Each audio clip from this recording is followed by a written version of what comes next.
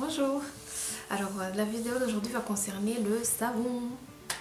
Pourquoi le savon? En fait ce sera plus une réflexion parce qu'en fait je me suis posé la question de savoir pourquoi maintenant à l'heure actuelle on reparle de nouveau du savon. Quand je parle du savon, je parle du savon, les savons naturels, donc le savon pur comme le savon noir, le savon de Marseille, le savon d'Alep, mais les vraies versions. Donc maintenant, parce qu'on est aussi dans une ère un peu de retour aux cosmétiques naturels, etc. Alors que dans le même temps, on dit aussi que les savons sont irritants. On entendait beaucoup dire sur les produits pour bébé ou sur les produits pour les taux atopiques, pour les peaux sensibles, etc. On voyait souvent nana sans savon. Donc je me suis demandé, mais le savon, est-ce qu'il est bon, il est pas bon? Est-ce que c'est juste... ça faisait 50 ans qu'on était dans un lobby contre le savon alors qu'en fait il a toujours été bon? Qu'est-ce qui se passe? Voilà, donc j'ai fait une petite recherche. Ce que j'ai compris, c'est que... Donc j'ai fait plusieurs recherches. J'ai d'abord donc essayé de comprendre la composition du savon, la composition de la peau, des peaux sèches, etc., etc. Donc il faut savoir que les détergents en général ont une composante basique. Donc pour commencer, il y a une échelle du pH qui va de 0 jusqu'à 14. De 0 à 7, on appelle tous les composants qui ont un pH compris entre 0 et 7, on les appelle des éléments acides. L'eau est considérée comme neutre. L'eau à une température de 25 degrés est considérée comme neutre, donc c'est-à-dire 7 degrés. 7 degrés, enfin 7 sur la mesure du pH. Et au-delà de 7, donc jusqu'à 14, ce sont des éléments qu'on appelle basiques ou alcalins. Voilà, j'espère que je ne me trompe pas. Et nos cheveux et notre peau se trouvent en dessous de 7. Les cheveux, je pense que c'est à peu près 4 et la peau à peu près 5. Donc, si on utilise des choses pour se laver qui ne respectent pas le pH de notre peau, eh bien ça crée un déséquilibre. Et c'est en fait comme ça qu'on a ensuite une peau irritée ou asséchée, ou même des fois grasse. Des fois les peaux peuvent être grasses à cause d'un déséquilibre qui est amené par les savons et les détergents. Donc ça c'est la première chose que moi j'ai comprise. Ensuite, il faut savoir aussi que sur la peau, on a ce qu'on appelle, donc sur l'épiderme en fait, sur la dernière couche de la peau, on a une couche hydrolipidique. Cette couche, elle est formée par la sueur et le sébum. Donc hydro, la sueur, et le sébum, le sébum c'est la graisse naturelle en fait de la peau. Et cette couche, elle est là pour, elle a une utilité, c'est pas juste pour nous embêter. Elle aide la peau à se protéger des petits microbes, des petites bactéries qui sont toujours là sur la peau. Voilà. Ce qui se passe, c'est que quand on utilise des éléments donc très basiques pour nettoyer notre peau, eh bien, on détruit cette couche. Donc, qu'est-ce qui se passe? C'est qu'on laisse les bactéries libres de faire leur petite maisonnette et de se faufiler partout. Et donc, le fait de trop se laver la peau crée des pustules, des boutons, des choses. Donc, c'est une des raisons. On peut avoir des boutons juste parce qu'on ne se lave pas assez la peau, mais aussi le contraire est aussi possible. Deuxième point important, c'est cette couche hydrolipidique qui est importante à maintenir. Mais dans la plupart des cas, à nos jours, nous décapons la peau. Pratiquement toutes les personnes se décapent la peau, la majorité des personnes en tout cas, puisque nous nous lavons avec des choses qui sont trop basiques. Donc pour en revenir au savon, parce que moi c'était donc la base de ma question, c'est que je me suis demandé donc ok le savon, j'ai compris en quoi il était mauvais. Et donc ce n'était pas qu'une histoire de consommation et de créer de l'argent, etc. Mais le problème c'est qu'on a répondu à cette demande, donc à ce besoin en tout cas de ne pas se décaper la peau, on y a répondu par une fausse solution, puisqu'on y a répondu avec les gels douche et les savons, les pains, les blocs Palmolive et consorts, les blocs qui ne sont pas des savons non plus, ils ont aussi une composition médiocre. Donc, qu'est-ce qui ne va pas justement dans ces gels douche et dans les savons commerciaux?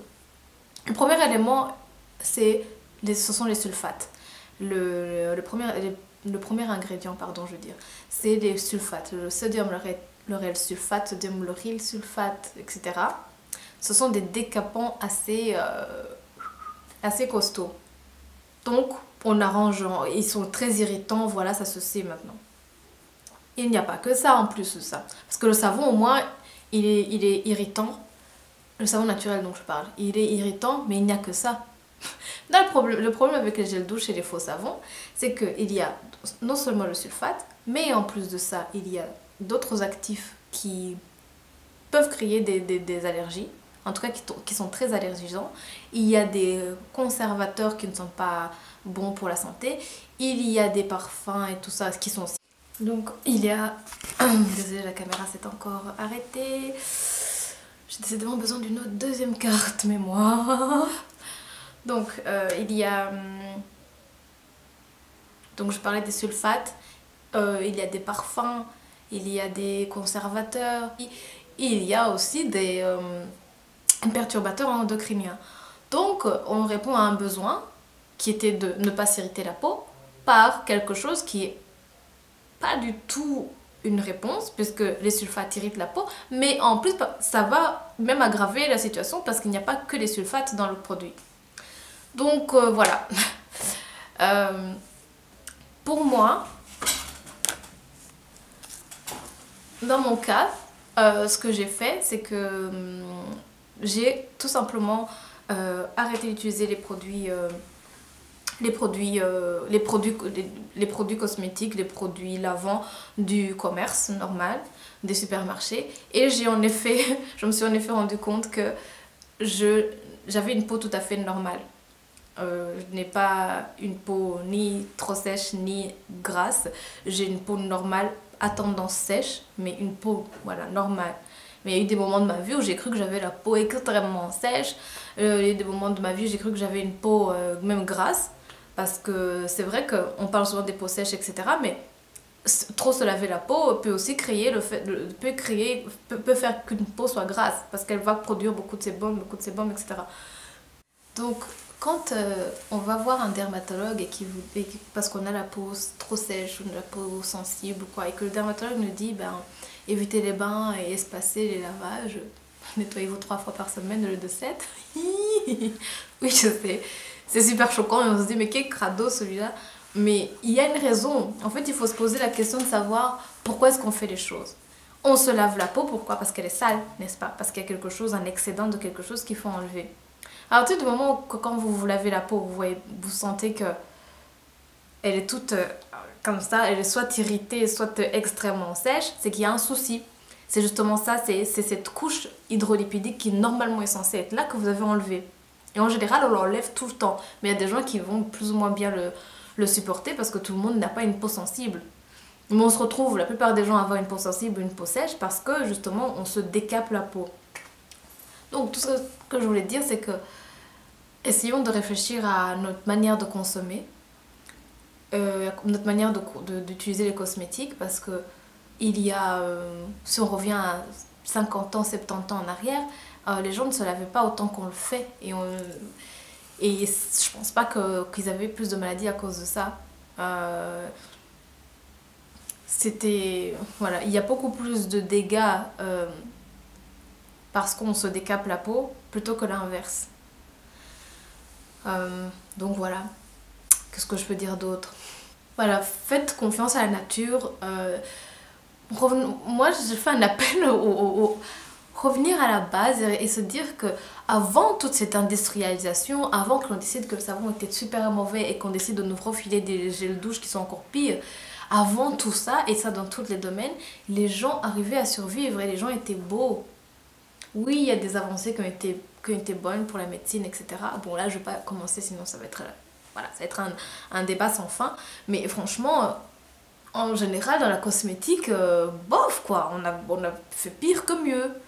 Je trouve qu'on se crée des problèmes qu'on n'en avait pas. Et sincèrement, quand on revient en base, notre peau nous remercie. Là, j'ai quoi? Je me suis lavé la peau.